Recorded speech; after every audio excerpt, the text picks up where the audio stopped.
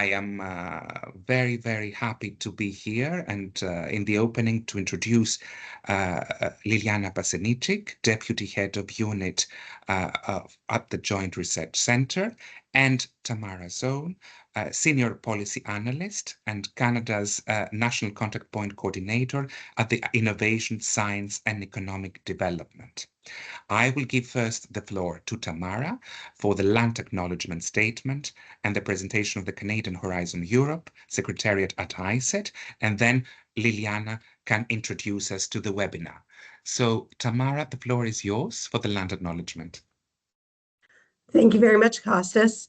Welcome and thank you all for joining us today on this webinar on the European Commission's Joint Research Centre. My name is Tamara Zone, and as Kostas mentioned, a Senior Policy Analyst at ISET and the NCP, or National Contact Point Coordinator for Canada. I work at the Canadian Horizon Europe Secretariat, which is housed at ISET, and I'm responsible for Canada's NCP network. So we have 15 NCPs, and they are responsible for supporting Canada's Canadians' participation in the program. If you have, if you haven't subscribed to our Horizon Europe inbox, if you have any questions, but if you'd like to receive more information about additional webinars, please sign up for our newsletter for information on upcoming events. Now, before we begin, I'd like to acknowledge that living in the Ottawa-Gatineau region, I am on the unceded traditional territory of the Algonquin Anishinaabe people. I wish to also recognize that we all live and work in different locations. Therefore, you're probably working on different Indigenous lands that have been inhabited by Indigenous peoples from the beginning. The Indigenous peoples are the traditional stewards of the lands and waters where each of us are meeting today. I encourage you to take a moment to think about which territory you are on today. Without further ado, I'll turn it back to Kostas to introduce our first speaker, Liliana. Thank you. Thank you, Tamara. And before introducing Liliana, I would like to say that I am Kostas Kapsiropoulos, the Science Counselor at the European Union delegation, which is based in Ottawa. It is the embassy of the European Union in Canada. And we have been very, very active in collaboration with the European Union, the DG Research and Innovation in Brussels, and ISET in promoting Horizon Europe activities over the last year. So now I can also welcome Liliana Pasenicic, Deputy Head of Unit for Member States, Partnerships and International Relations of the Joint Research Centre. Liliana, the floor is yours. Thank you very much, Kostas. Thank you very much, Tamara. And I would like to greet all our 170 colleagues who have joined the event. We are very excited to have this great crowd of colleagues in the room. And we hope very much that after our workshop today, we will have a lot of new friends and colleagues. We have shared a number of slides, which actually we could already put on the screen, so that we also have a visual representation of the introduction that I will make of the Joint Research Centre. Excuse my voice. We definitely feel the autumn coming to Brussels, as it is probably also the case in Canada. So let me welcome you virtually to the Joint Research Centre of the European Commission today, and also hope that not in a distant future, you will be able to visit us also physically. I'm speaking from Brussels, where the headquarters of the Joint Research Centre are located, and I'm joined by my colleagues who are also in Brussels.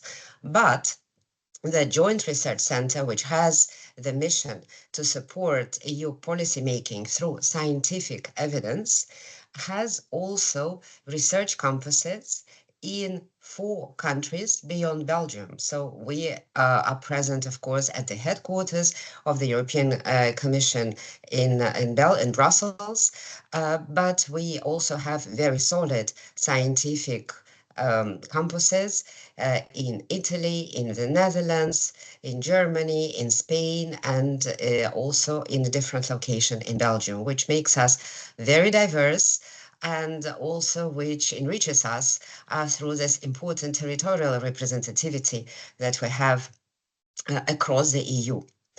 You see on the screen the European Commission's political leadership and the European Commission's Joint Research Center is placed under the authority of Commissioner Ekaterina Zakharieva, responsible for startups, research, and innovation. The Joint Research Center is actually a very old entity which has been exercising its role in the context of the European integration since a long while, because we are mentioned in the treaties that established the European Union, and we're very proud of this long and important history.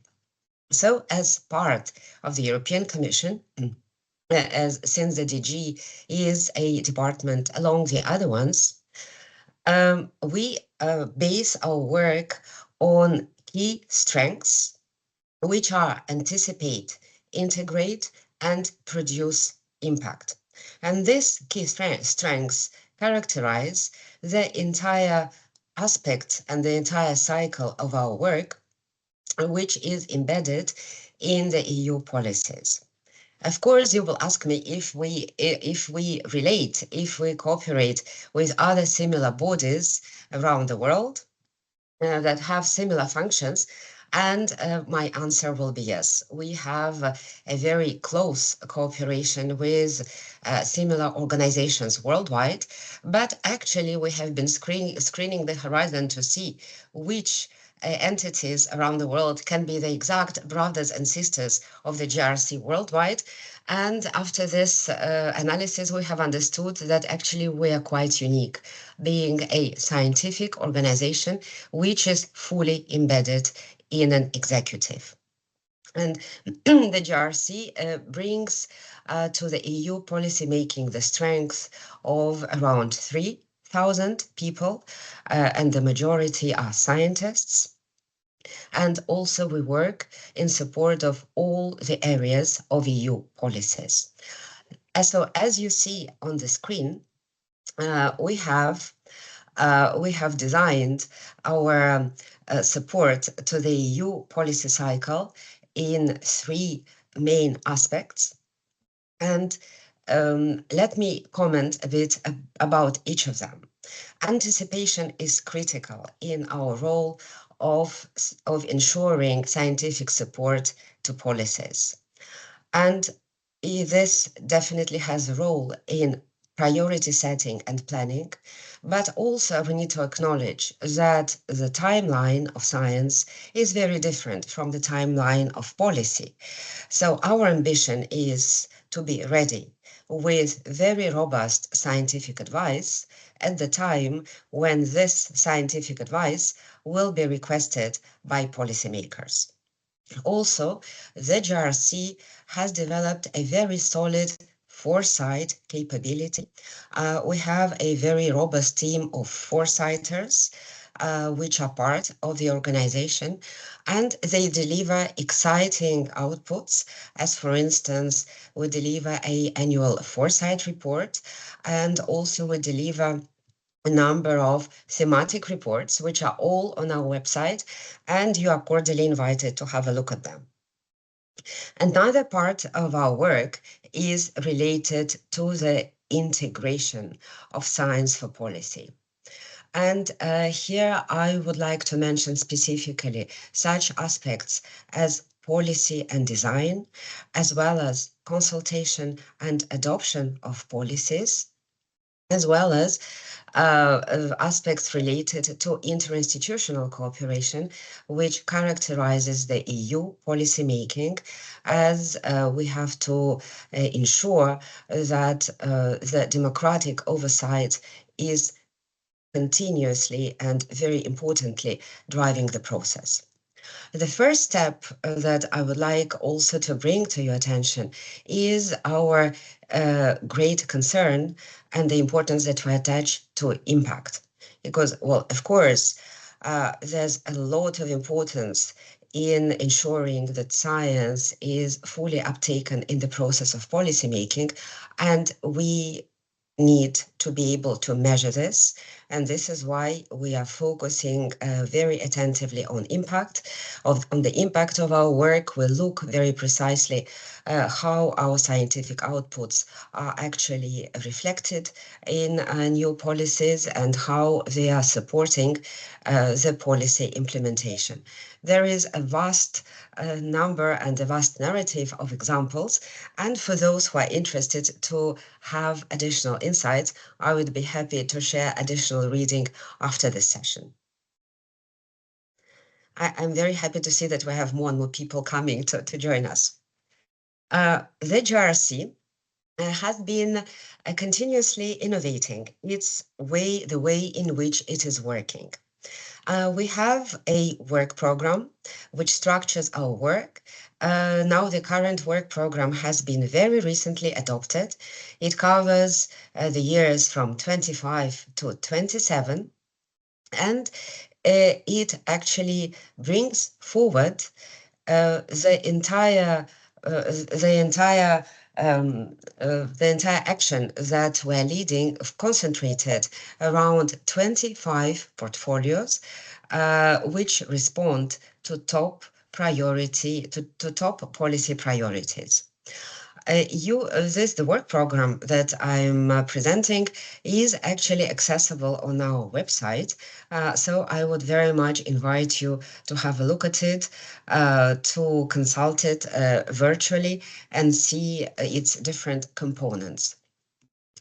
In the priorities that we have identified for the current work program, we have been, of course, looking very attentively at the policy priorities at European level, but also at international level. And we have been aiming at bringing under each of such policy priorities the best interdisciplinary capability that we have in-house, but also being very open and very attentive to the entire quantity of science which is being produced worldwide. So you see among the topics, top priorities in the EU, but also certainly in Canada, such as artificial intelligence and data, as well as transition to more sustainable food systems, and etc. So I really hope that by looking at these portfolios, each of you will find something interesting in the area of your respective activities. Excellent. In the JRC, we say that collaboration and international collaboration is in our DNA. And of course, in the scientific world, we're all very aware of the importance of international cooperation and of all the added value that such international engagement brings for the scientific endeavor. And this is why we are absolutely delighted to have Canada associated to Horizon Europe and to be able to share with Canada the different programs and the different opportunities that are open to the country following as a result of this association. On the map that is presented to you, you see a number of top partnerships that the JRC has.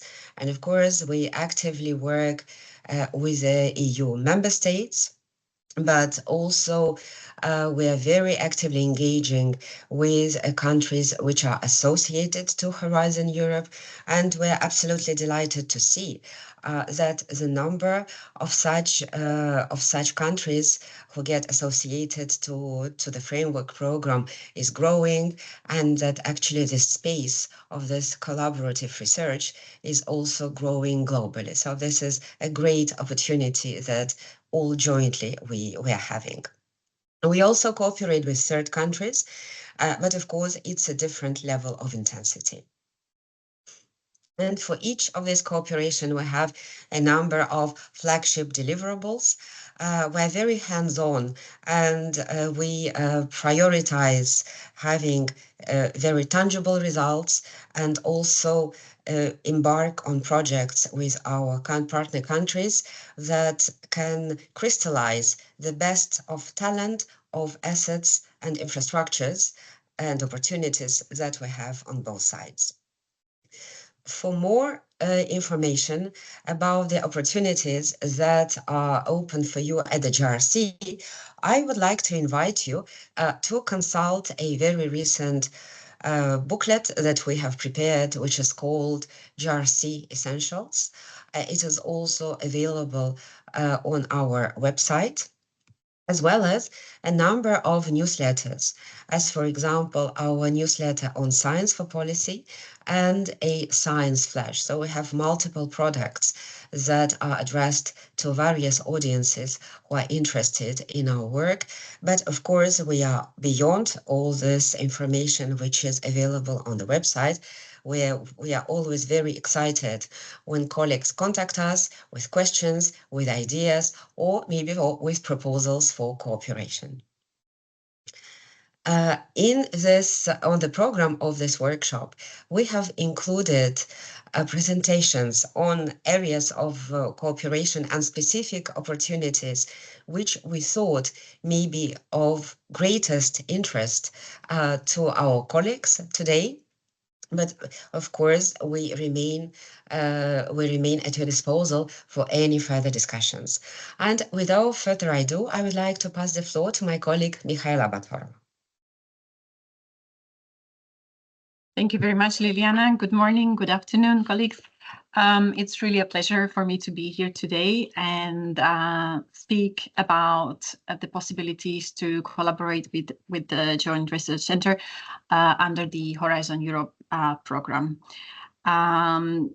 Also, I would like to really congratulate Canada to become the new associated partner to this program.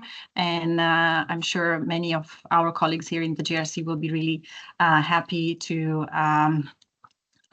find opportunities to work with many of you. Can go to the next slide, please. Thank you. Iliana in her presentation, she already presented the JRC quite into the depth, so I'm not really going into more details, but I just would like to maybe mention that in addition to all the other very interesting reports that she mentioned, I also would like to mention the so-called highlight report from 2024, where you really have the opportunity to see some of the main activities or main research outcomes of our work.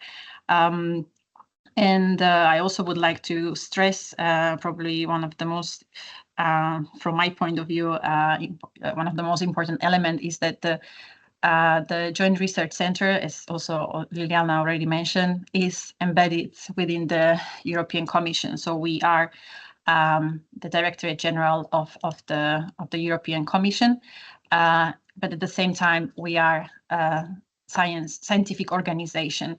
So it's essential for us to collaborate with other scientific organizations out there, and one of the tools that we have in hand is actually the Horizon Europe program.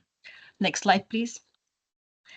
I believe that you already had a chance to see the structure of the Horizon Europe program, and you know that the program is divided into three main pillars, and there you have a chance to see the JRC sitting under the pillar 2. It means that the JRC's non-nuclear direct actions, or the activities that we do in-house, or the activities that also Liliana mentioned a little bit, are addressing the global challenges and European industrial competitiveness, which is the main objective of Pillar 2 of Horizon Europe. And basically our intervention areas are more or less mirroring the intervention areas which are mentioned under the different clusters of Pillar 2. But at the same time, we also do many activities which are in support of both the Excellent Science Pillar and also the Innovation Pillar, as well as the widening participation and the European research area. If I can still go back to the previous slide, please. Here, I just would like to emphasize that maybe this might be a little bit confusing for some organizations, that if they see the JRC sitting under the Horizon Europe structures, it automatically means that the JRC is also responsible for funding.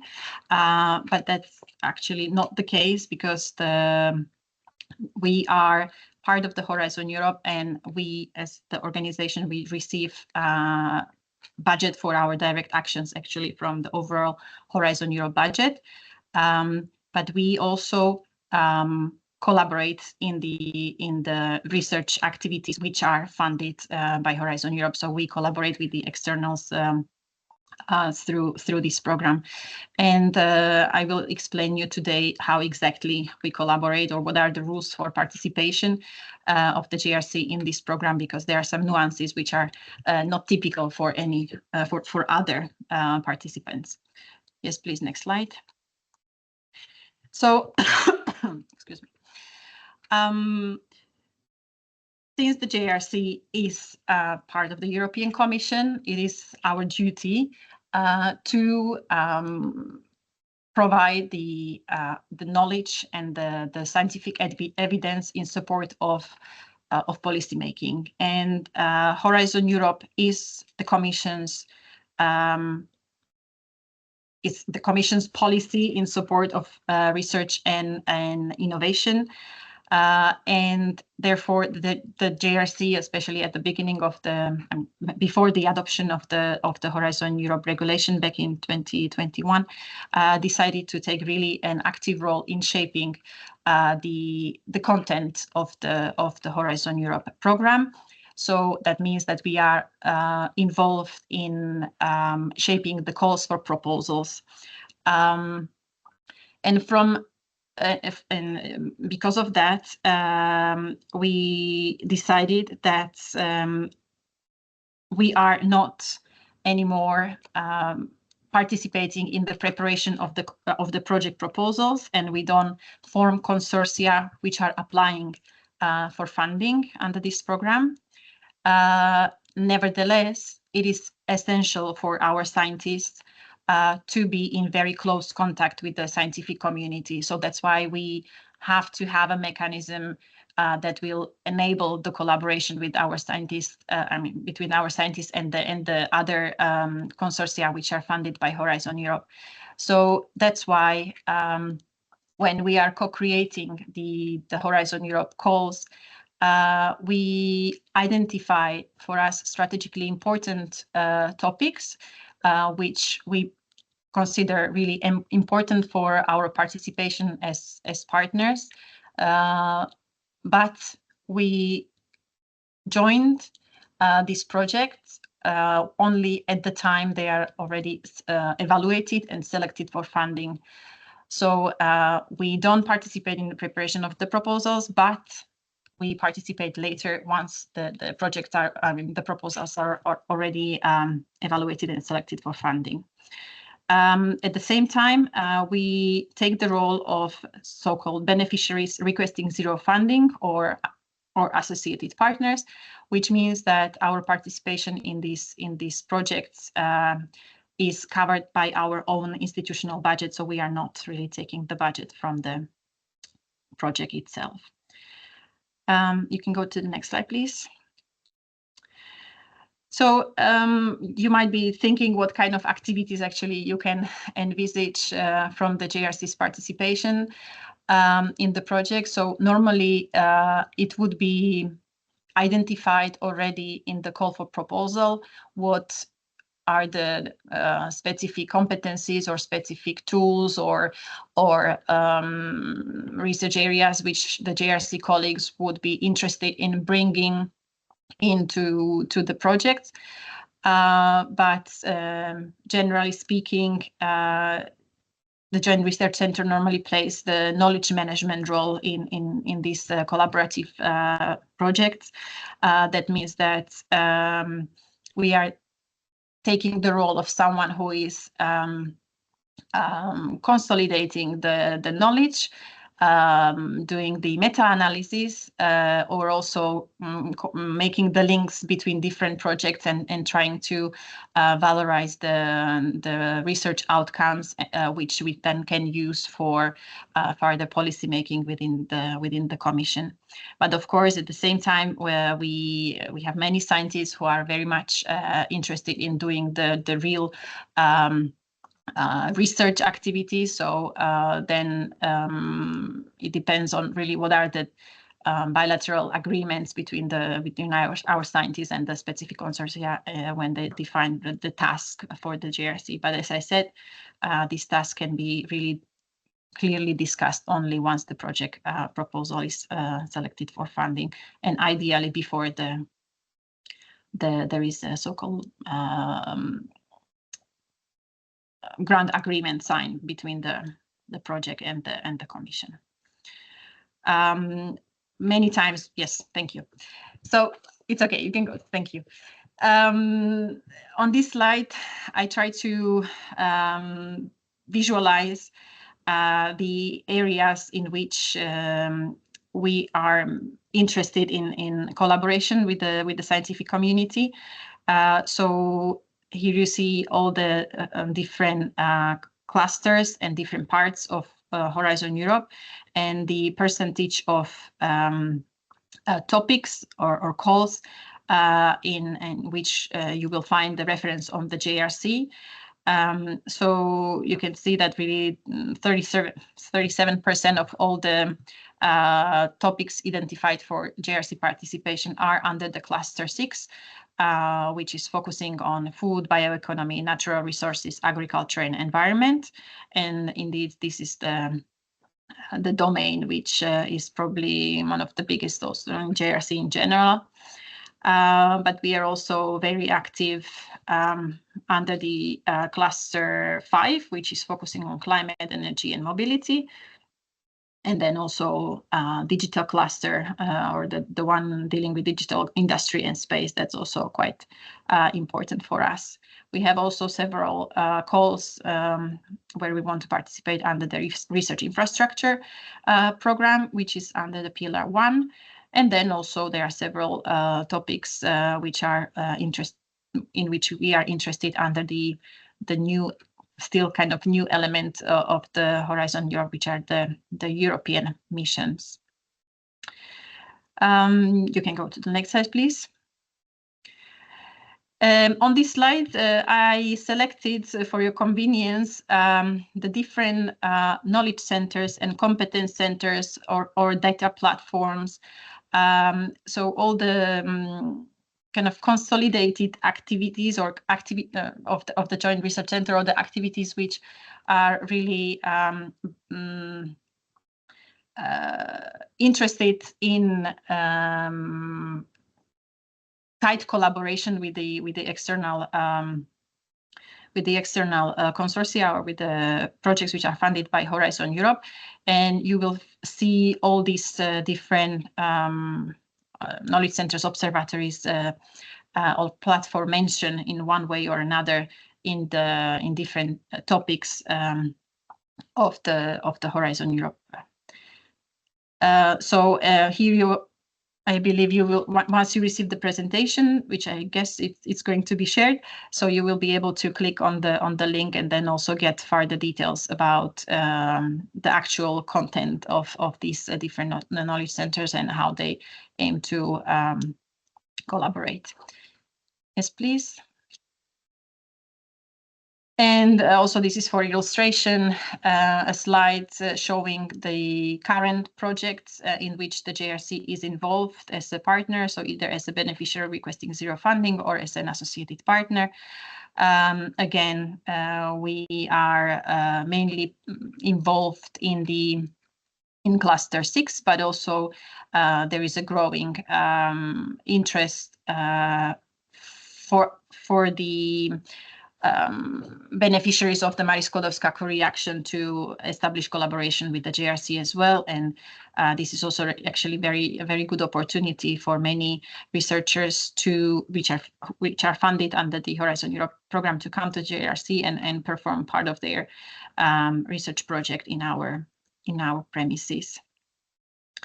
Maybe just one thing that I would like to also highlight is that in 99% of the topics, the collaboration or involvement of the JRC in the project which is selected for funding is not mandatory. So even though the topic in the topic description you would find that you can collaborate with the JRC on this and that subject, at the end it's really up to the JRC and then the body which the consortium which is selected for funding to agree on the JRC's involvement in the project, and it can happen that at the end the JRC will not join the project. So and it's also at the same time not an obligation for the applicants to really have the JRC in their project. But yes, as it's already also mentioned on this one slide, which you can actually, it's a copy paste of the text which is in the general annexes of the Horizon Europe work program. So it's mentioned that basically this is the summary of what I just presented to you. But the most important thing is that yes, the JRC cannot be involved in the preparation of the proposal, but we can join only afterwards. So the next slide, and I think it's the last slide, yes, and I'm happy to answer any of your questions because I think there were quite many coming in, but I was not able to read them all. Thank you.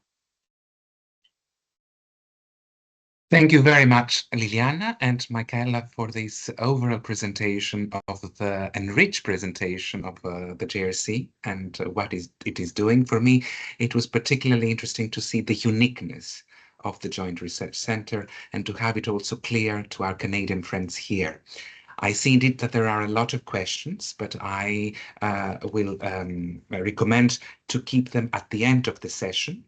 We have a specific dedicated session for question and answer, so please be patient until the end. I would like now to go deeper in the presentations of the collaboration opportunities to talk about the JRC Open Access Labs, notably, then the Collaborative Doctoral Partnership Program, and then the JRC, the European Innovation Centre for Industrial Transformation and Emissions, which are the concrete collaboration opportunities. And to open this presentations, I will give the floor to Fabio Tauser, Advisor for Research Infrastructure Coordination and Valorization in the Joint Research Centre, to tell us more or everything in 5 minutes about JRC Open Access Labs. Thank you, Fabio. The floor is yours. Yeah, okay. Good morning and good afternoon. So can you repeat me again how many minutes I have for the presentation? You have more than 5, I can reassure you. It is your session is from 10, it's 15 minutes that you have for your presentation. Okay, and I see that somebody will be passing the slides for me, right? So I don't have to share the screen. Indeed. Okay, perfect. All right. So today I will be presenting a program that the JRC has put in place since 2017 in opening our research infrastructures to external users. Next slide. And before describing what the program consists of, I would like first to say that the JRC operates and manages 53 research infrastructures in several member states of the EU. And they are in the sites of Ispra in Italy, where we're running most of our non-nuclear research infrastructures, but also we have nuclear labs in Karlsruhe in Germany, also in Gel in Belgium, and also in Petten in the Netherlands. And most of our non-nuclear research infrastructures are in the areas of biosciences and life sciences, in chemistry, in ICT, also physical sciences. And as you can see, we have a great variety of scientific topics where we're running and operating our labs, and this is quite unique for our research infrastructure. Next slide. So what is the rationale? Why are we opening up our labs? And this is part of the JRC strategy of 2030 that was calling of opening and giving access to our labs in a fair and transparent way. And we do this through a framework of open access, and I will be describing the framework in the next slides.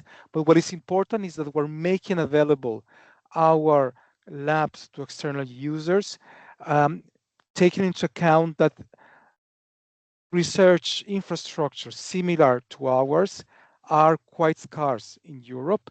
And in fact, there are many researchers that have difficulties in accessing labs complementary or similar to ours. We're also providing, when we open up, access to researchers. We provide training and capacity building. We're also bridging the gap between science and industry because we favor proposals where academia, SMEs, and industry come together to test their innovations, and then we generate knowledge that then is disseminated via open access schemes in Europe and internationally. But this also brings benefits to the JRC because we're expanding our networking capabilities. We enter into collaborations with users that we had no relations in the past. We are also entering into new areas of research because many of the projects that come to the JRC that where we perform the experiments are often new to us and are not part of our institutional work. And also this allows us to maintain our scientific excellence and is also raising the value and visibility of our labs. Next slide. So I talked before about a framework for access, and this framework is defining the principles and the guidelines when users and researchers are coming to carry out their experiments at the JRC. And basically, we have two access modes. The first access mode is called relevance driven, where we have a peer review selection of the proposals, and this selection is made by the JRC and by external experts. This mode of access is mainly targeted to academia and research institutions, but also to SMEs. And what is quite important is that the users that are coming to use our facilities to carry out their experiments are only paying what we call the additional cost, which is basically the overheads, and it's about 1/8 of the full cost of access to our labs. In some cases, the users have access free of charge, which is the case of our nuclear labs. What we request in turn is that the IP that is generated in the experiments is openly disseminated after an 18-month embargo period. We have another mode of access, which is called market-driven, where the selection is made by the JRC, is mainly targeted to industry, but here the users are paying the full cost of access, which then grants them the full rights over the IP that is generated. So we do not disseminate the IP that is produced in the experiments. Next slide. On eligibility, in the case of accessing our non-nuclear labs, all member states are eligible, whereas in the case of nuclear, we have only, as I said, member states, but also Ukraine. And in the non-nuclear, we have all the associated countries. In this case, also Canada is eligible. So for you, unfortunately, you cannot access our nuclear research infrastructures. Next slide. What is important here is that if you are selected, you will need to sign what we call a research infrastructure access agreement. And this agreement is defining the rights and obligations of the JRC and the users. concerning health and safety, security, data protection, liability, IP. And these agreements are also containing what we call the in-kind contributions, because when you come to the JRC, we perform the tests for you. But so in some cases, if there are large specimens to be tested, then you have to provide for these specimens and you have to pay also for these specimens. And this is why it's important to team up also with industry, because in these cases, they can also pay for these large consumables. Next slide. We have a dedicated portal at the EU Science Hub. Is our portal to the world of the JRC. And in this portal, we advertise and we publish the calls for proposals. It happens, say, every 3 to 4 months during the year. Each research infrastructure opens their own call, and there we specify all the details related to the call in terms of costs, also in terms of the support we provide also to users. Next slide. Here is a list of the labs that currently we are opening up. On the two right columns, we have the nuclear labs. But what is more interesting for you are the labs in the non-nuclear area. And these are 7 laboratories. In ISPRA, we have 2 in the area of safety and security of buildings. We also have another 2 labs in the area of life sciences. One is for biotechnology and the other one is for the EU reference lab for alternatives to animal testing, where we develop, for example, testing procedures for developing new vaccines or new medicines without recurring to animals. And then the last 3 labs are in Petten in the Netherlands, where we are offering access to energy storage facilities. Next slide.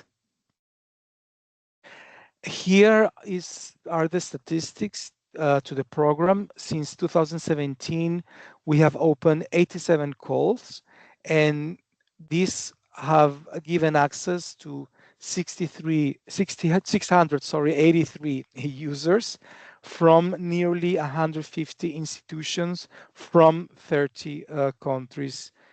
And something that is quite important is that there is a chance of 7 out of 10 of being selected. So this means that the chances of being selected and signing an agreement with the JRC is quite high. Of course, the more proposals we receive, then the lower these positive outcomes from being selected will be. But at the moment, I would say that the chances are quite high, and we encourage you to submit proposals to the program. And next slide. We also have another program of training and capacity building where we issue calls to receive users to be trained at the JRC to learn what our labs can offer to future teams forwarding proposals to the JRC, but also on how to operate equipment in our labs. And this is quite interesting to institutions that are planning to upgrade or to construct new or complementary labs similar to ours. And this has been quite important for countries in Europe that have been lagging behind, such that we can support them to accelerate the way that they work and the way that they can do innovations in Europe. And here you can see the list of the labs that are participating in the program, 2 in structural assessment, and then the other one is on nanobiotechnologies. Next slide. And here are the numbers of the program since 2017. We have given access to more than 170 users to nearly 70 institutions in Europe from 25 member states. Next slide. Here are some testimonials of the program.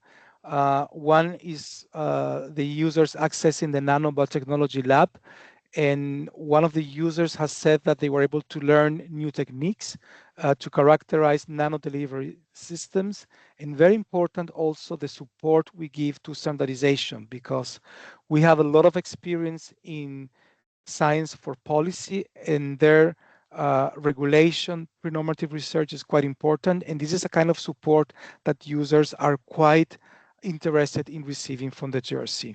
Next slide.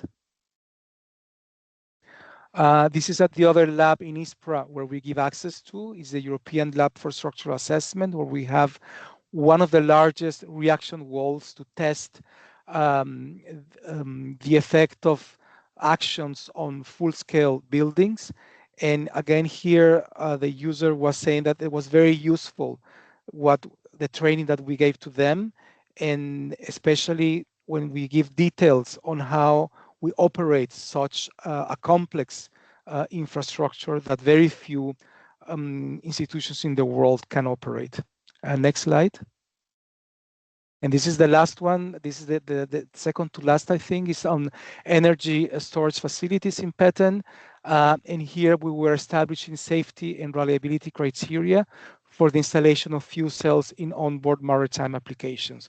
And again, standards are quite important. We're working also with international organizations, such the users that come to the JRC have the opportunity also to network with very important institutions at European and world level. Next slide. So this is the end of the presentation, and I leave the questions for the end of the session. Thank you, Fabio, for your presentation, which also entertained time and even earlier than than the scheduled time. So many thanks for that. I suggest now to have a 15 minutes break to leave also the people who listen to us digest all this information. Of course, I see that already people have put questions in the chat, and you have also answered to them from the JRC side. You can continue if you wish. That's my proposal.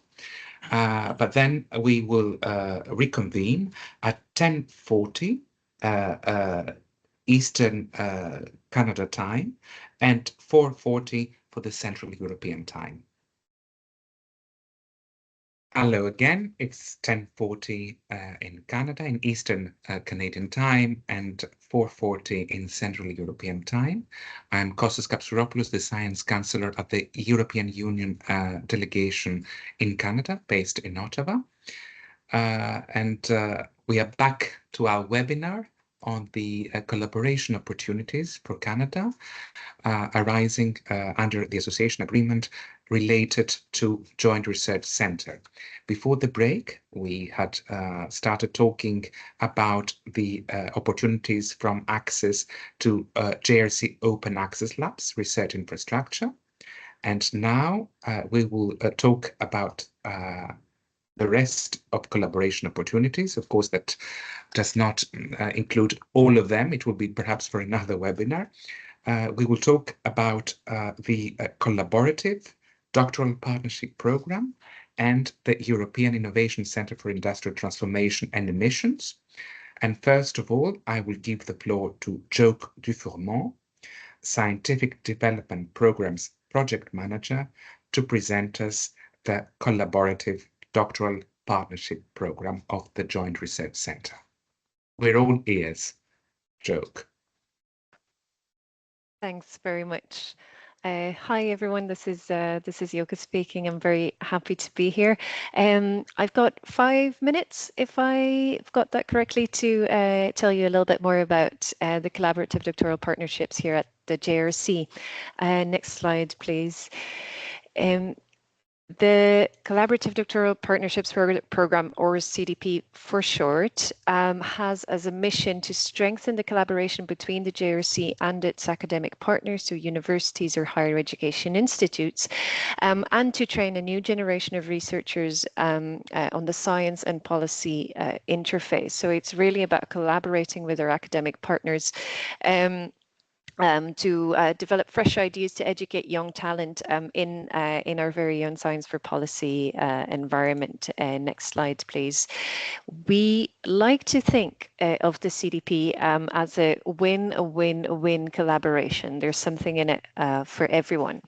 So first of all, of course, for ourselves, we get to partner up with leading academic institutions from across the continent, and we get to lean on and bring in new expertise. For the universities, on the other hand, they get to dip into the Science for Policy environment that we have on our side, learn a little bit more and gain a little bit more of an understanding of the EU policy cycle and how we can contribute to that from a research perspective. And last but not least, of course, for the researchers themselves, we aim to make this a very enriching research experience that within the same PhD, you don't only get to experience the academic environment, but also the JRC Science for Policy one. So win-win-win collaboration with something for everyone. Next slide, please. The CDP program and how it works exactly is, for starters, we organize the PhDs in such a way that the researcher will spend roughly half of their PhD at the home academic institution, so at the home university, and roughly the other half at one of the JRC sites. And it's been mentioned by our colleagues before, those sites are spread across Europe. In terms of the content of the PhD, it happens on the science policy interface and, of course, in the multidisciplinary setting that is the JRC. Aside from splitting their time between the university and the JRC, they will receive dual supervision as well. So there will be at least one professor from the university as a formal supervisor, and then at least one PI, one principal investigator from the JRC as a formal supervisor. Of course, there will be supporting teams on both sides, but it is at least dual supervision. A small side note with this is that dual supervision does not necessarily imply a dual diploma. Of course, as the JRC, we are not entitled to award any doctoral degrees. So the diploma remains from the university with a mention of the JRC and the European Commission.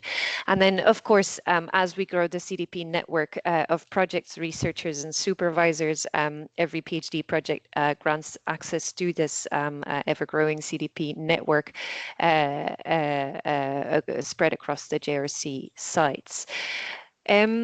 Next slide, please. As far as the topics, so when we're talking about the science policy interface, we like to visualize the policy cycle as consisting of 5 steps, going all the way from agenda setting at the beginning, if you will, although it's a continuous cycle, as you can see on the image, through to evaluation. And as our research at the JRC, academic research and therefore PhDs can also contribute to any and all steps in this policy cycle. So whether it's about flagging issues and raising awareness to certain issues that might exist, or whether it's about monitoring the implementation of a certain measure, it can happen at any step of the way. Next slide, please. But about content, I can be only quite generic in the sense that it happens in all of the research portfolios of the JRC, and so it can really be any topic that we work on or related to one that we work on as well. But what I can be a little bit more specific about, and what's probably more relevant at this stage, is how we go about this program and what a collaboration with the JRC on the doctoral program would look like. And it starts with a call for expressions of interest, and that's something that we organize every year. So as the JRC, we will publish a call for expressions of interest for different topics for collaborative doctoral projects. This call is an open call. So what follows is a selection process afterwards. There are certain eligibility criteria. There are certain selection criteria. Every proposal will be assessed according to the selection criteria, and then a couple of universities will be selected to continue the partnership. Once those universities are selected, we continue and further refine the PhD project together, based on the one hand on the input of the application of the university, and on the other hand, of course, on the input from the JRC lead scientist. Once the project is defined, we publish a vacancy together, select the right candidate, and the PhD project can start.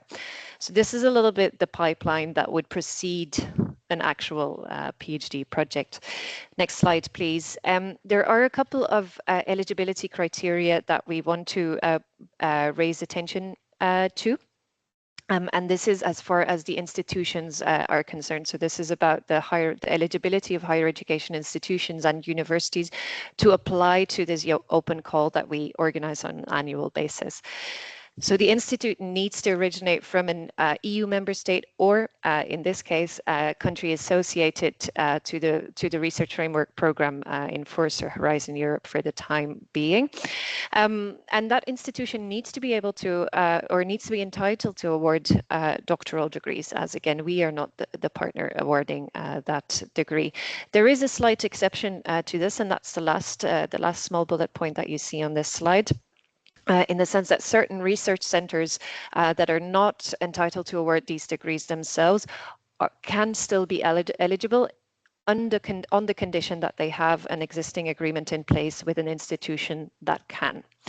Next slide. Then there is the eligibility of the PhD candidate. So once a university is selected, once the PhD project is defined, and we then publish the vacancy, the eligibility of the candidates, the young researchers themselves, they should be a national of a member state or a country associated to Horizon Europe, or have been a resident of an EU member state for the past 5 consecutive years. And the candidates, they will get a grant holder contract with the JRC, and a grant holder contract, part of those employment conditions is that they are enrolled in the PhD program with the university at the time of employment. So they will remain enrolled in the doctoral program whilst they are employed at the JRC. Next slide, please. This is the slide that I'd want to end with. If I have 30 more seconds, you'll see here a brief overview of the institutions that we've partnered with so far. So you'll see a picture of the continent. If we end up with a partnership overseas next year, I'm not quite sure yet how I'm going to make this map fit on this slide, but it speaks for itself that we would be very happy to do so. The program started in 2016. We had a second call in 2020 and a third call just this year. As of this year, and that's what I wanted to conclude with, is that we publish these calls for expressions of interest on an annual basis. So we're really looking to grow the program quite significantly. Next and last slide. And with that, I'd like to thank you for your attention, and of course, reach out at any point should you have any questions that can't be answered on the website, and you'll find the link on your screen as well as the QR code. Thanks very much. Thank you, Joke, for this presentation, your enthusiasm, and I'm sure we can make the presentation fit also a larger map. I'm sure for that. Everything can be possible. I would like to give the floor now to Eric Ares from the Circular Economy and Sustainable Industry unit of the Joint Research Center to talk to us about the opportunities under the European Innovation Center for Industrial Transformation and Emissions.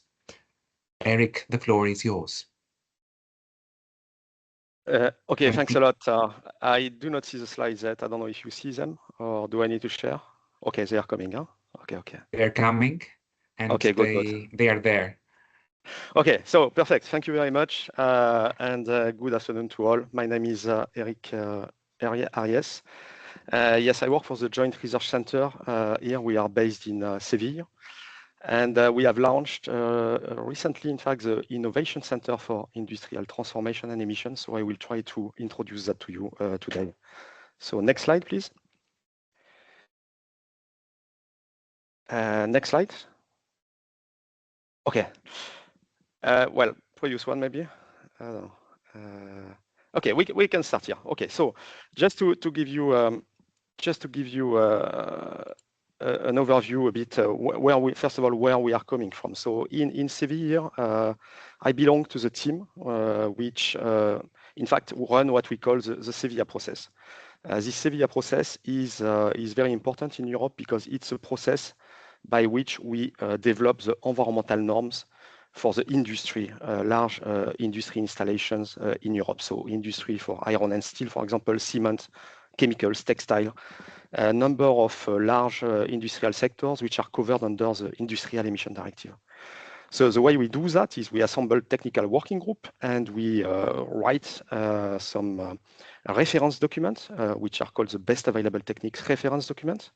Under the previous directive, we have wrote 33 of those documents. You have got an example here on large combustion plant, for example. And in each of those documents, there is one very important chapter, which is called the bad conclusion, which in fact defines for a given sector the norms that the industry needs to apply as soon as this document is published. Those are environmental norms on emissions, consumption, energy efficiency, and so on. So this is a bit what we are doing. Next slide, please. However, we had to evolve a little bit because we were working mostly on best available techniques which are really well characterized and applied across many industrial installations. But it was necessary now to put in place a mechanism to capture all innovation, especially green innovative techniques, which are implemented in those sectors for decarbonization or for resource efficiency, for depollution, and for circular economy. So it's very important to collect information on this technology and try to make sense out of it. So this is the objective of the project. We are focusing in this first phase on energy-intensive industry sectors. So, for example, iron and steel, cement, ceramic, pulp and paper, glass manufacture. And we are targeting innovative techniques with relatively high technology readiness level, so above 6 or 7. So technology where we have already a pilot plant, a demonstration plant, and some which are already close to commercialization. Okay. Next slide, please.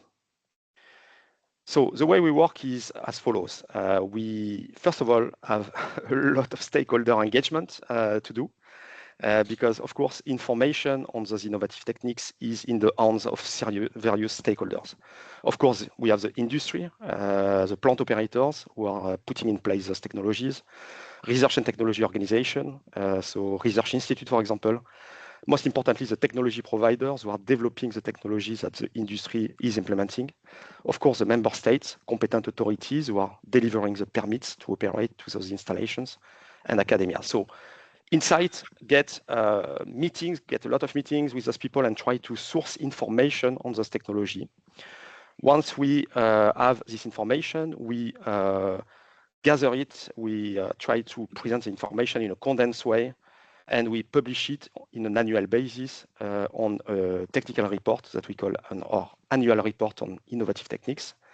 And also, we have created a website and we publish the technologies that we have documented essentially on our platform.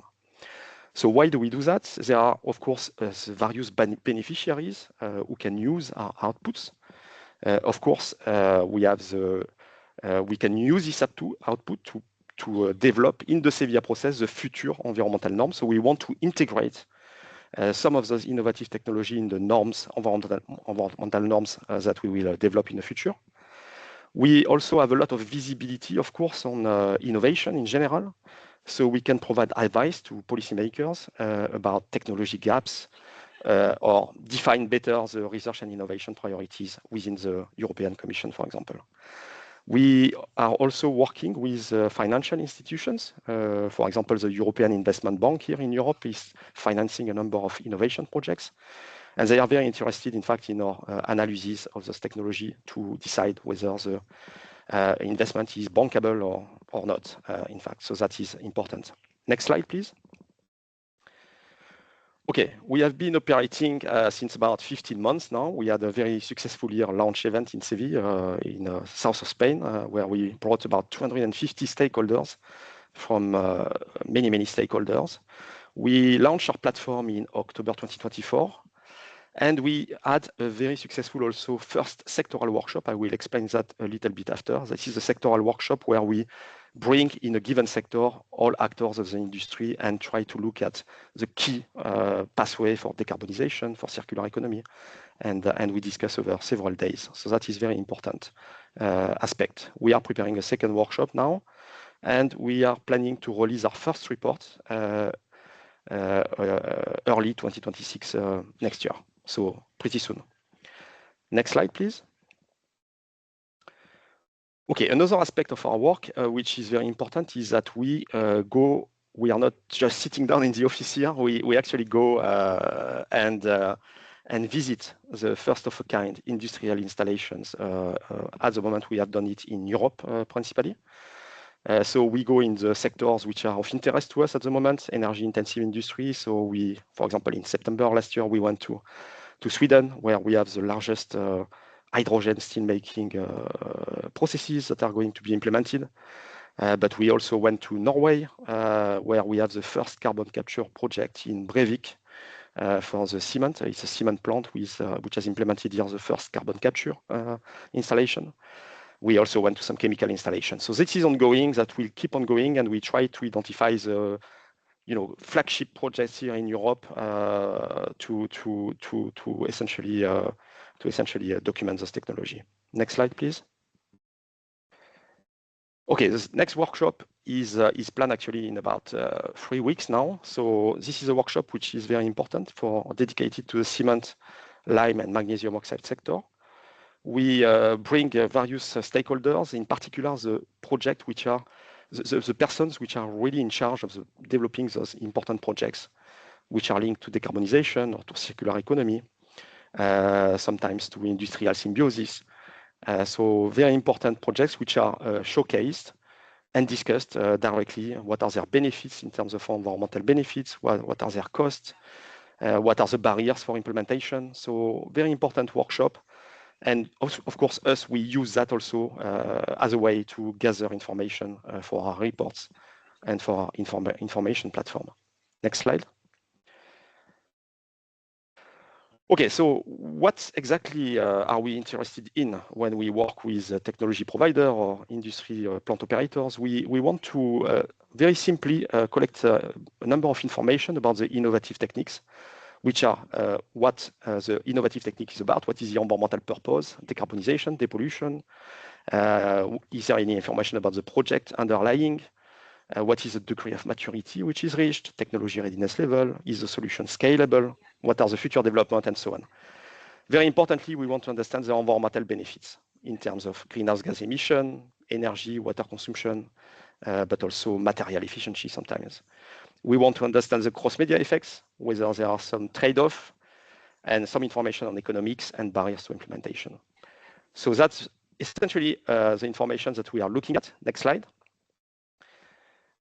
Please.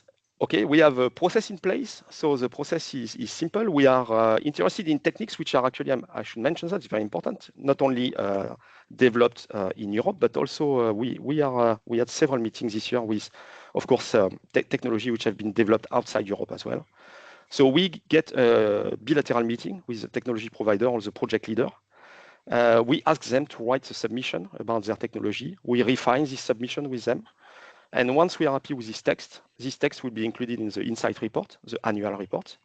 And also, we will publish the most important information on the platform to showcase the technology and to advertise it. We want to promote also this technology. It's very important. Okay, so that is the process which is in place, relatively simple. Next, please. Okay, this is our information platform, so where we will showcase this technology. So we have a possibility to map the technology as well. So you can find them on a map. You have a questionnaire which is linked to information I was demonstrating a bit before. You can directly submit the technology there as if you prefer. That's another way. We accept both ways. So either the written way or through the platform. Very important is this platform has a very high level of security in the Commission, in the European Commission. The data are encrypted, and there is possibility to keep some data confidential, of course. Business information which is protected, of course. Next slide, please. This slide is a bit technical, but I mean, it shows you the type of technologies that we have managed to publish. That's an example. We have more technology on our website. I invite you to look at it. Some technology are linked to various sectors, so iron and steel, for example, cement, mining. We have also non-ferrous metal. We have some technology which are linked to water treatment. I mean, so this is only an extract. We have a bit more technology on our website, and this keeps building up. At the moment, we see a momentum because, of course, it's a new project, but we can see a momentum. We had numerous meetings, and we are publishing a number of techniques each week now. So this is really picking up. So good news. Next slide, please. Okay, so that is it for me. So I just want to let you know that we have a functional website. As indicated, we are happy to work also on technology development outside Europe. So we have had a number of meetings in Australia, for example, or other countries for technology which are developed there. So we would be happy to receive technology from Canada as well, which are, of course, relevant to our scope. Yes, you can use our functional mailbox or go directly through our website. And this is the way we work. So thank you very much for today. Thank you. Merci beaucoup, Eric. And it is very nice to see that colleagues from various sites around the continent have been here with us today. Various sites of the Joint Research Centre have been here with us today. Now, I'm very, very glad to say that all the speakers and presenters have succeeded to be in time. So we have 1 minute extra time for questions and answers. We can start now. That's the session that perhaps you have been all waiting for after the very interesting presentations to ask questions. I would like to take some of the questions that have been already put in the chat. They have been collected with thanks to the Horizon Europe Secretariat. And I will start from them to see if we are covered or not, and then I will give the floor to other participants who would like to add any further questions. So I see that there was a first question for Michaela from André MacDonald of the University of Alberta, which was, given that the JRC cannot engage in the Horizon Europe project proposal development, how would you recommend that we include JRC's possible role in Horizon Europe projects at the time of proposal development? I think that has been answered, but if Michaela thinks that she could add something further, it's the time to do it.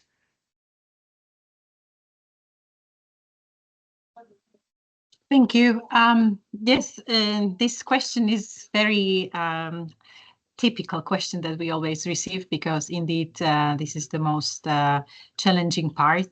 How to envisage the JRC's participation in the project proposals if the JRC cannot really participate in the drafting of the proposals. As much as we can, we provide relevant information in the specific calls or topic scope. So there is already an indication about what the applicants can envisage from JRC's participation in the project. At the same time, we also encourage all the applicants to go to our website and then try to get as much information from our website, from all where they can see all our activities that we do. And of course, if still this information that is available online is not sufficient, we also are very welcome. We also invite the applicants to reach out to us directly. And if there is very specific question on how exactly the JRC can contribute to the project, we are ready to provide the additional information. At the same time, it needs to be stressed that this additional information will need to be made available to all the other applicants, because we need to assure fair treatment to all the other applicants. And for that purpose, we will use the so-called topic-specific FAQ under the Funding and Tenders portal. So where all the applicants interested in specific call or topic will be able to see this additional information about the JRC's intended involvement in the project. Thank you, Michaela. So I go now to the second question, which had been put in the chat. Does the JRC have any grant policies or guidelines that go over and above the Horizon Europe program's own? And is there a summary sheet or summary document available online that provides a quick overview of Horizon Europe's own policies and guidelines, particularly towards use of funds? I do not know if Liliana or Michaela would like to reply to that. I'm not sure if I understood correctly the first part of the question, but in any case, all the guidelines related to the Horizon Europe funding are provided under the Funding and Tenders portal. So there is a specific section with all the relevant documentation, which is linked to Horizon Europe. So if that's okay, I can share directly the link here. So that you all have a chance to actually access it immediately. But please, can you probably repeat the first part of the question, because I think I missed that. Of course. Does the JRC have any grant policies or guidelines that go over and above the Horizon Europe program's own policies and guidelines? In this case, I think it's more for Liliana. Join the conversation. Of course, Liliana. The JRC is not providing grants, and actually this is done in order to have consistency between the Joint Research Center and the DG Research and Innovation in the Commission, which has the responsibility to manage the Horizon Europe research framework.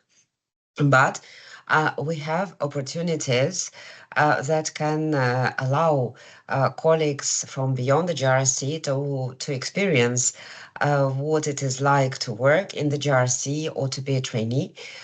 So, for instance, we have a scientific trainees scheme, which is open upon, which is managed on the basis of calls. And the colleagues from Canada who are interested are very much invited and encouraged to apply. But no grants managed by the JRC. Thank you, Liliana. Now I go to the third question, which was collected from the chat. Are units such as the Competence Center on Foresight open for collaboration with units in member countries? If so, in what ways? And if not, is this something that can be explored? And I suppose by member countries, it must be mentioned, it must be understood like associated countries? Yes, if I could react. Yes, indeed. Our colleagues in the different parts of the JRC, and in particular in that list of different entities that have been mentioned in Michaela's presentation, they're definitely very interested to engage with the partners from Canada and to identify synergies. And then once we have something very strong coming out of it, we can go ahead and identify the concrete ways of engagement. Sorry for my voice. Thank you, Liliana. And now I'm going to the fourth and final question from the chat, which is directed to Fabio. And the question is, are researchers based in Canada eligible for the travel funding and other support mentioned on Fabio's slide number 8? Yeah. Yes, this is a good question. While all researchers that are working in any Canadian institution are eligible to access JRC labs, they are not eligible for the support, because the support was intended to close the gap with the widening countries. And for the EU, the widening countries are those countries that are lagging behind in science and technology with respect to the more advanced countries in Europe. And these are most of the new member states. And a good part of the associated countries, but Canada is not part of this list because, well, you are not lagging behind in terms of what how these other countries are. So their answer is no, unfortunately. Now, in the future, we might have some specific funding, but not for the moment. Thank you, Fabio. And now I think we can give the floor for more questions because we have enough time. So please go ahead, and looking forward to your questions.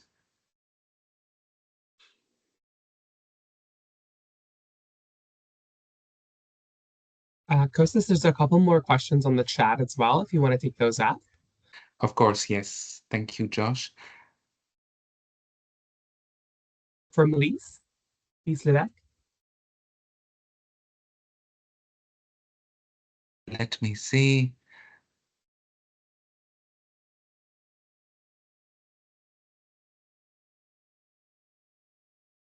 Yes, yes.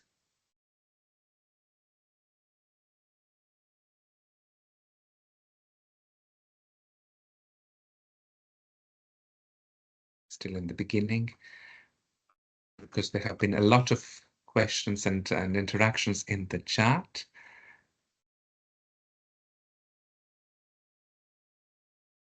Yes. So the question from Lise Levesque is, where in the Horizon Europe JRC ecosystem could a Canadian researcher whose expertise is policy making or public administration find collaboration opportunities? This is a question from Lise Levesque, who is advisor in research development at National School of Public Administration, Universities of Quebec Network. So if I may here, normally these topics would be dealt under the Horizon Europe Cluster 2, but as far as I am aware, I don't think that at least under Horizon Europe Cluster 2, there will be so many, topics where the JRC would use Horizon Europe as a tool for collaboration. At the same time, I think that really if there is an interest to collaborate with our unit, which is actually specializing in the innovative policymaking, then it's always recommended to get in touch with us directly, and then we can see what could be the opportunities for establishing some collaboration. But at least under Horizon Europe, I don't recall that there would be a specific topic where the JRC would be, which the JRC would identify for its possible participation. Thank you. So I'm going to the next question from the chat. Actually, a few questions, as I see, from Clean Valley. What advice, the first question is, what advice would you provide to a consortium applying to Horizon Europe in terms of activities it can do while they awaiting approval? And the second one is, what is the JRC's recommendation for Canadian SMEs participating in Horizon Europe for the first time? So the first question again is, what advice would you provide to a consortium applying to Horizon Europe in terms of activities it can do during the awaiting approval? Not sure what to say there, because indeed it can take some time to get the final answer from the Commission before, so it's quite difficult to answer this question. But of course, during this waiting period, the applicants can, of course, reach out to us, maybe discuss things about possible collaboration, but at the same time, there cannot be really any commitments from the JRC side provided. So we can really commit our participation only once the project is selected for funding. And maybe for the SME part, I'm not sure, Fabio, maybe you would like to take that in. Well, at least for the SMEs, in what concerns the access to our labs, they are eligible. The SMEs are eligible. They can also lead the proposal of projects, And concerning the IP that is generated in the access to our labs, in the case of the open access, if they access the JRC in the relevance-driven mode, then they have to share the IP with the JRC and to be opened after 18 months. Whereas if they decide to pay through the market-driven, where they pay the full costs, then in that case, the IP will not be shared, but they are eligible. And by the way, also industry, but if the industry participates, they have to present a proposal together with an SME or together with academia or with research institutions. Back to you. Thank you, Fabio. And I would also recommend during the waiting approval to go all the time to the ICET website to learn as much as possible about Horizon Europe and to listen to our webinars. They're always useful to learn as much as possible about all the opportunities under Horizon Europe. I go to the last question now in the chat.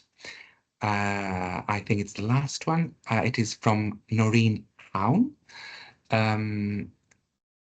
who says us, tells us that she supports researchers who are in a niche area in health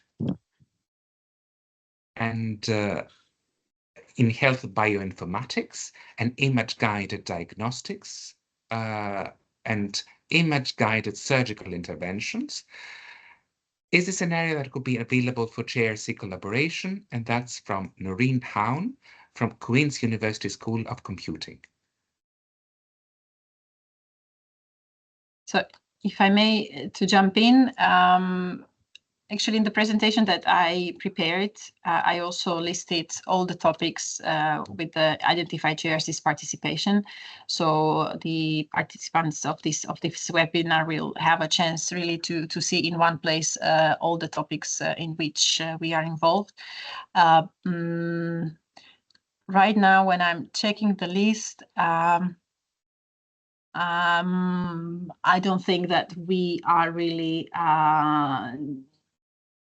dealing with these rather niche areas, but maybe it might be something interesting for us to investigate a little bit further, and maybe we do have some scientists who are interested in this topic. So I would just need to go back to our colleagues internally and see their interest there. But from the list that I have in front of me, I don't think that we are working under Horizon Europe in these areas. If I may complement this, the JRC is working on the assessment of medical devices. So maybe we could approach this question from this angle, from the work which is being done on the compliance standardization of medical devices. So we will check internally, and we will get back to Noreen, but we would an email address or maybe some contact details to get back.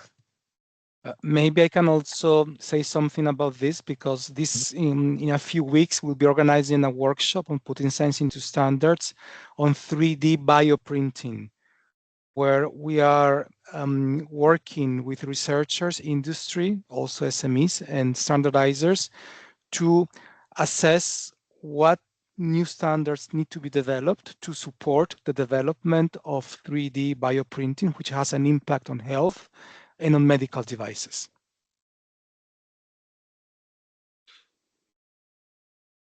Thank you. And I see one more question now coming from Pete Davidson, and that's for the European Union delegation, the Embassy of the European Union, which is based in Ottawa.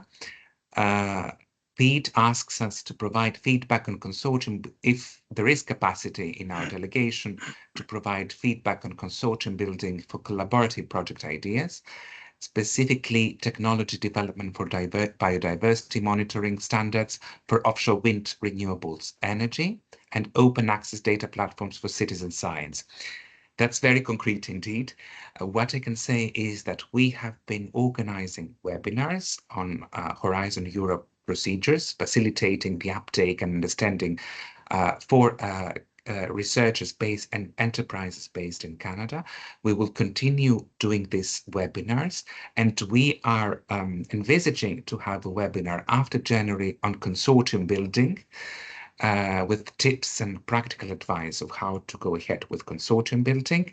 I don't think it will be specifically for the technology development and biodiversity, but I hope it can give enough information that will cover at least the basic things that you need to know about consortium building.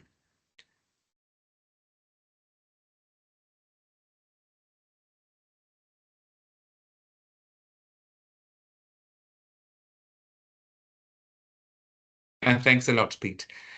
I think now I have seen all the questions in the chat. If there are any other questions, please go ahead. We have still some time to go, so please take that opportunity. And I see the chat is still very active, which is good.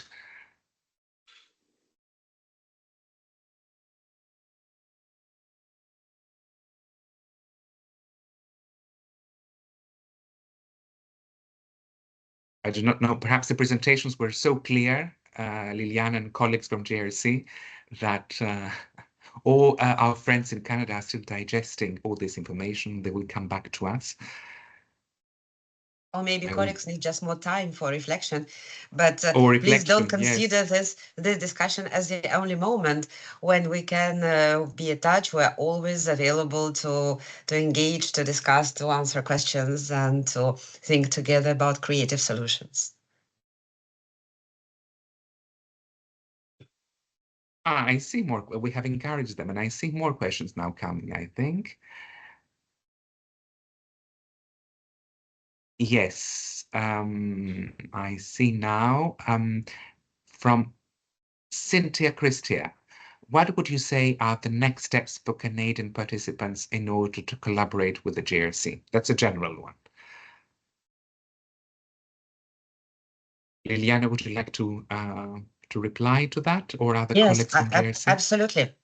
Well, I would suggest to be specific, which is to identify the area of interest, or maybe a part or a team in the JRC which is most appealing to you. Like, for example, some colleagues have been mentioning the Competence Center on Foresight or the others. We also do a lot on biodiversity, since there have been questions in this regard. And also assess what would be the interests on the Canadian side, what would be the potential added value or the potential result of this joint engagement in your opinion, and then with this approach us, and we're very happy to reflect together, to discuss and bring into the conversation our dedicated teams. And you have seen we have really lots of scientists working on a variety of topics. And another thing which deserves to be mentioned, we could also consider a more multi-actor or multi-organization engagement, because the JRC is also very active in international frameworks. It actively cooperates with the United Nations system. So actually we could also think of bringing you, helping you to get in touch or to connect with broader networks in Europe, or that are more present in Europe and around. Colleagues, do you have any compliments? On my side, maybe again related to Horizon Europe, I would say that I hope you already know that the next work program for the last 2 years of the Horizon Europe program should be adopted sometimes at the end of this year. So I encourage you to really keep an eye on the funding and tenders portal, where the new calls for the 26-27 years will be launched. And then also once this work program is published, we will also provide a consolidated list of all the topics with envisaged JRC's participation, and we will make it available to everyone. I believe that through the Canadian National Contact Point, that would be probably the best best link. Yes. Thank you, Liliana, for going to the specifics. I like going to concrete ideas and concrete proposals, and that's also what our Canadian friends need most. And thank you, Michaela, for mentioning again the work program that we are looking forward to it. I think all the researchers, scientists, and SMEs which are interested in Horizon Europe are looking forward to the new working program for Horizon Europe. So thanks a lot for mentioning that again.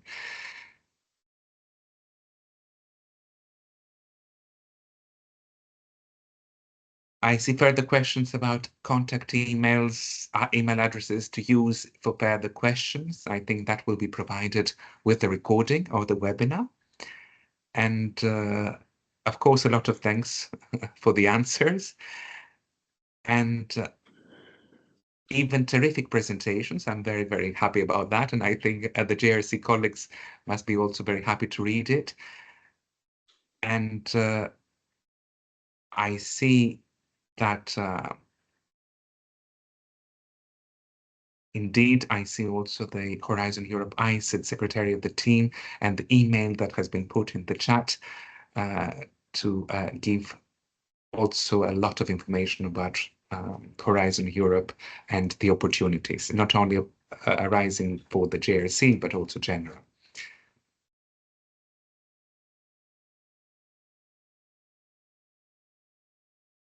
I hope I've not missed any question from the chat.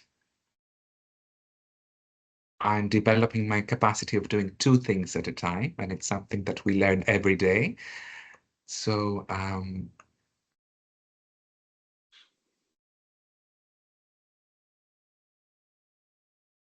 there is still some time.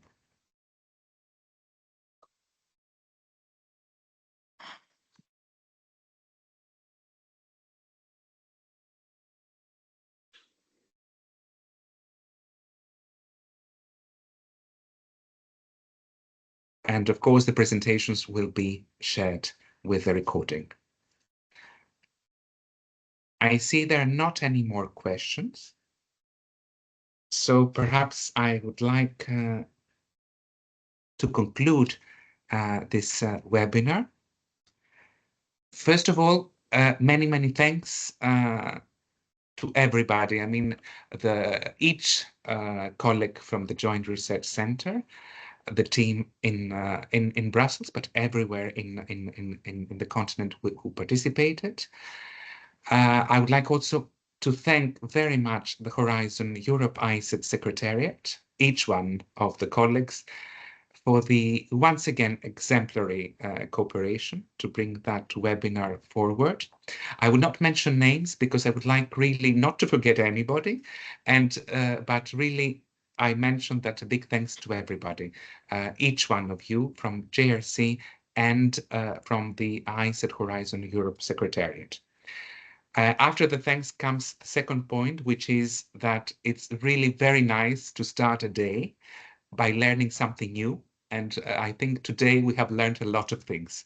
So it's good, at least for us in Canada, we started our day by learning more things about JRC, new things that we didn't know. That was enough to make the rest of the day productive and positive.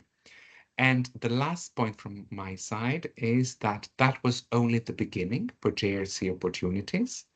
I think it gave a flavor of the uniqueness of the Joint Research Center, and I really stress that, and the opportunities under Horizon Europe.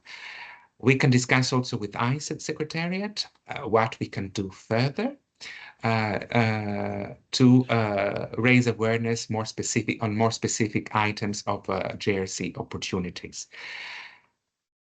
And that's where I would like to stop. I don't know if, and that's not in the program, but I would like perhaps to give also the floor to Liliana and to Tamara to say something at the end. It was not in the program, but I felt naturally to leave the floor to you, both of you. Thank you very much, Kostas. Thank you for moderating, and thank you for organizing this fantastic interaction. We feel that there's a lot of interest, and we're very much encouraged by it. And we remain at the disposal of all the colleagues who have joined, and of new colleagues who we will certainly meet in the future in Canada to engage around interesting initiatives. And I would like to also extend my thanks to ISET, and to Tamara, to Kim Henderson, and to all the colleagues with which we have a fantastic cooperation. Thank you. Tamara, over to you. Thank you very much, Liliana, and thank you so much for the presentations today. They were fantastic. I know myself, I learned a lot, and it seemed the depth and breadth of questions that were received today, and we look forward to future collaborations, and always the EU mission in Ottawa. We work very closely with them. So Kostas, thank you for moderating today. Your cooperation is always well appreciated, and thank you for putting us in contact and making this presentation possible. Thank you, everyone, and I will turn it back to Kostas to close the presentation. Thank you.